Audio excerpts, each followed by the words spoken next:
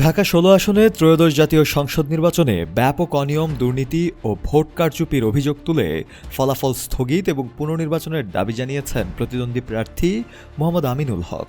তিনি অভিযোগ করেন, নির্বাচনী প্রক্রিয়ায় গুরুতর অনিয়মের কারণে ভোটের ফলাফল গ্রহণযোগ্য নয় এবং বিতর্কিত কেন্দ্রগুলোতে পুনরায় ভোট গ্রহণ জরুরি।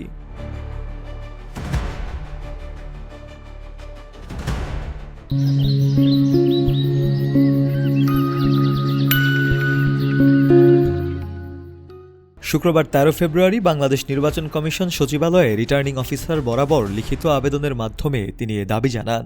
আবেদনে উল্লেখ করা হয়, গত ১২ ফেব্রুয়ারি অনুষ্ঠিত নির্বাচনে গণপ্রতিনিধিত্ব আদেশ ১৯৭২ এবং নির্বাচন আচরণ বিধির চরম লঙ্ঘন হয়েছে।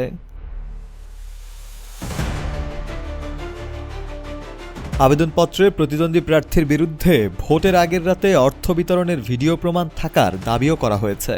আমিনুল হক অভিযোগ করেন, পোলিং এজেন্টদের ভয়ভীতি দেখিয়ে কেন্দ্র থেকে বের করে দেওয়া হয়েছে এবং ৪০টিরও বেশি কেন্দ্রে এজেন্টদের স্বাক্ষর ছাড়াই ফলাফল শিট প্রস্তুত করা হয়েছে।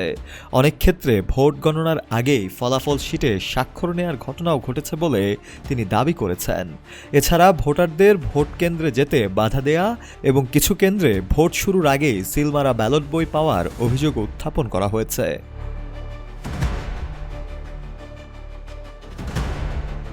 আবেদনে আরও বলা হয়, ১ থেকে ২৯ নম্বর কেন্দ্র পর্যন্ত ঘোষিত মোট ভোটের সঙ্গে প্রিজাইডিং কর্মকর্তাদের সরবরাহকৃত ফলাফল ও পোস্টাল ভোটের পরিসংখ্যানের ব্যাপক গরমিল রয়েছে। সংবিধানের ১১৯ অনুচ্ছেদ অনুযায়ী অবাধ ও সুষ্ঠু নির্বাচন নিশ্চিত করার দায়িত্ব নির্বাচন কমিশনার হলেও তার রক্ষা হয়নি বলে অভিযোগ করা হয়।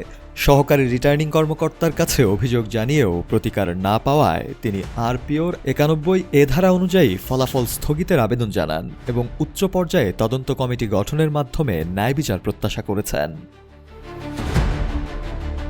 শফিউল মাওলা, কালের কণ্ঠ।